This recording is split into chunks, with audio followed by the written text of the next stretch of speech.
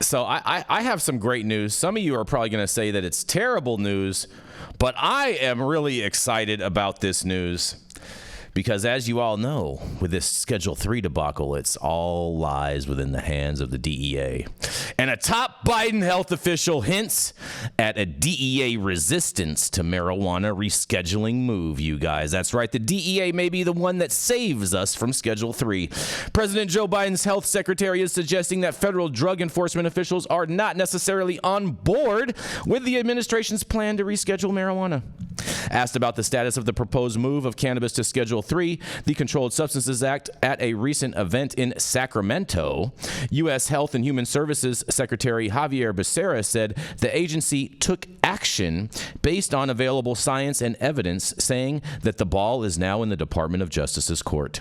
He dodged a follow-up question, however, about rumored pushback against the reform by Drug Enforcement Administration officials, and in a quote, "We did our job," Becerra said of the recommendation in an interview with KQED's Scott Schaefer at the Cal Matters Ideas Festival on Thursday, adding that the DEA now has the final call to make that happen.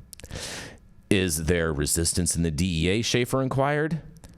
Javier Becerra responds and says, "Talk to the DEA," repeating, "We did our job." I mean, this is just more of the Biden administration. Oh, boy, oh, boy. And another follow-up question, Schaefer asked, "I'm going to take that as a yes," Schaefer replied. He also says, "Our scientists reviewed the evidence," Becerra responded, "and FDA bases his actions on the science and the evidence before us. We took action." I think that's all he knows how to say. But nonetheless, during the interview, Schaefer also asked Becerra whether he has any concerns as the father of 3 daughters, 3 children, about the use of marijuana. And he says, "I have concerns when they get out and drive a car, or they go out at night and they're over 21. I have lots of concerns," Becerra said. "Thank God they've got great heads on their shoulders, and on something like cannabis, I think they would continue to have great heads on their shoulders too." In another quote, "Look, if my daughters could go out and buy a pint of whiskey or a menthol cigarette, we know what we're up against," he continued. "And let's be real, you can't incarcerate your way to a solution here. You can regulate it, and you can regulate it the right way, which we're supposed to do for alcohol and cigarettes and all the rest. Then we can manage it, but we have to make a decision," he says. More than half of the states have made the decision that they'd rather regulate this than criminalize it, Becerra added of medical marijuana, and says that the U.S. FDA, the scientists have spoken and said we should deschedule from Schedule 1 to Schedule 3 on cannabis. Well, that's not a deschedule, so that he's messing up. What he should have said is we need to deschedule it and screw Schedule 3, but oh well, they all have gaffes in this administration. Becerra's handling of the question about resistance at the DEA comes amid ongoing speculation over the internal politics with the administration on marijuana's rescheduling. Indications that DEA might not be on board came alongside the rescheduling move itself, with the proposed rule in the Federal Register noting that several times that the agency believes additional information needs to be collected via public comment or a possible administrative hearing could influence the final scheduling decision. In a quote, "DEA has not yet made a determination as to its views of the appropriate schedule for marijuana," the document said, adding to questions about a possible disconnect between DOJ and DEA over the proposal is the fact that the Attorney General, rather than the DEA administrator, signed the draft rule. Even before the formal announcement, it had been reported that certain DEA officials had been at odds with the Biden administration over the rescheduling push. A DEA official who also absent last week from a scheduled appearance to discuss marijuana policy and regulatory oversight issues for cannabinoid research. The moderator of that panel said the DEA representative canceled at the last moment. DEA did, however, issue a message to attendees that the agency's goal is to support researchers as they navigate this registration process and to study Schedule I drugs like cannabis, and outreach is a key component of their model to provide that support, according to the moderator. The proposed rule to federally reschedule marijuana was officially posted last month, kicking off a public comment period that's expected to elicit a major responses from the supporters and opponents of cannabis reform. And marijuana reform advocates and stakeholders have made clear that they intend to leverage the opportunity, with some planning to support the reclassification and others intending to call for descheduling cannabis altogether. Prohibitionists are expected to oppose the incremental policy change and still seek to keep marijuana in the Schedule 1, and there's also a looming threat of litigation. While DOJ will take all public comments submitted by July 22nd into consideration as it weighs the reform, it said in the notice that one of the topics is especially interested in hearing about is the unique economic impacts of the rescheduling proposal, given that the state-level legalization has created a multi-billion-dollar industry that stands to benefit from possible federal tax relief under that reform. On Capitol Hill, Senate Majority Leader Chuck Schumer, Democrat from New York, and colleagues have reintroduced legislation to federally legalize cannabis and impose certain regulations. The bill's prospects are dubious in the current divided Congress, however. Well, not to mention it's a trash bill, too, but I do support descheduling. And meanwhile, the top Democrats in the U.S. House said that the Biden administration's move to reschedule marijuana is a step in the right direction, but it should be followed up with congressional action, such as passing the legalization bill Schumer filed.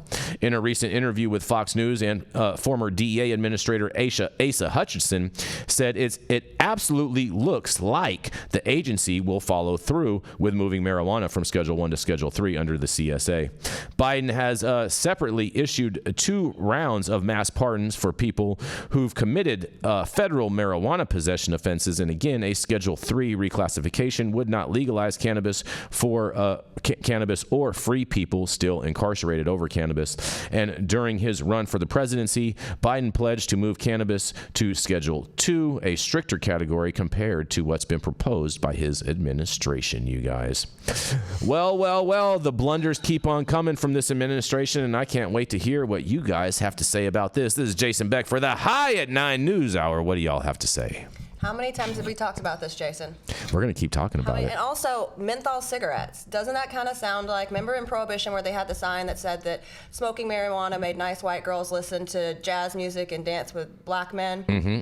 Newport cigarettes. That's racist. Menthol cigarettes. They've already outlawed those. We can't have menthol. Jenny Beth, you try to call me out. Try to say I was gonna say something about it. Oh, I told you I was on it, Rico. I told you I was on it. I'm all jacked up on Diet Coke and caffeine this morning. We're going. That's what it's called? I love it. Yeah. Mm-hmm. That's what it's called. Ozempic. No, whoa. Ozempic. Whoa. I think the reference to mentholated cigarettes is because flavored tobacco in general, there's been an argument that that's targeted towards teens. I'm not sure we can pull in the race conversation with it, but I appreciate the attempt. Menthols have been targeted at the black communities. Rico, that's been proven. There's been like multiple lawsuits against big tobacco on that. Like menthol 100% is targeted at black communities. That part is true. And they've admitted it as a company. What did President Obama smoke? Hold on, I'll wait. You know it. He was targeted. Mm-hmm. He was smoking the giant pole of compromise. I thought he smoked Cools. Also that. No, he smoked Newports. I see what you did there. You saw what I did there. It's going to be spicy today. Yes. Oh, yes. Welcome. Let's talk about it Tuesday. Mm-hmm. I thought it was kind of weird that the Becerra guy said that his daughters give good head. Whoa. What? Whoa! He said that they have good heads on their shoulders, as if they have good dandruff control. Ready for it this morning. I love it. I misheard that. I apologize. I'm glad that you said that though, Todd. How dare you? Mm-hmm. Mm-hmm. I mean, I thought we agreed before this show that we were going to set our phasers to stun. Because you just stunned me. I cannot believe that came out of your mouth. It is so good for me to be the second craziest guy on the show. he's can't wait till his daughters turn 21. Mm-hmm. Oh my God. Jesus. Yeah. I think I heard what I heard. I can't. I do want to talk about the article for a second. Go for it, Yarrow. I think this is what disappoints me today. This guy, as a government employee, said, well, we did our job. We did our job as code for I don't really care about the outcome. I just care about my own perceived accountability. I totally agree with that assessment, 100%. And that is just a shame because if you have a North Star, if you care about outcomes, if you care about tangible results, if you care about change, if you care about progress, if you care about forward momentum, that kind of statement doesn't come out of your mouth. I totally agree with you 100% on that, Yarrow. To me, when I heard him say that, I was like, oh, these guys don't care about this. They're just strictly doing this to pander to voters to try to gain some votes for this November's election, and they don't really give a shit about it. And that's probably one of the reasons that they chose Schedule 3, because they know that it will cripple the industry overall.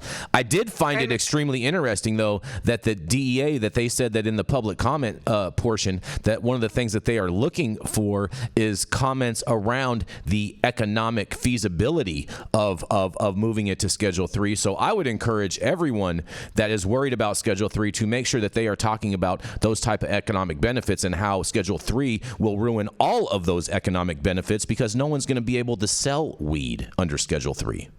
Right. And I think it's also really important to acknowledge the DEA has already made comment. They've already publicly said that they're not signing this. Like that, this was just the Biden administration trying to frog hop on an election year. Frog hop. Todd, you got me all confused with the crazy commentary. But I mean, this is crazy. So ask the DEA. They said no notes in the meetings, and they said we're not signing it. So if they agreed, there would be a signature. And then they're going to put their hands up and say, we did our job. Exactly. We did our job. Exactly. I mean, when I read that quote, I felt like I was dealing with two 11-year-old kids. I told one to clean up the pool toys and the other one to fold the towels, and the one said, I did my job. Right? It is a very elementary school type of response.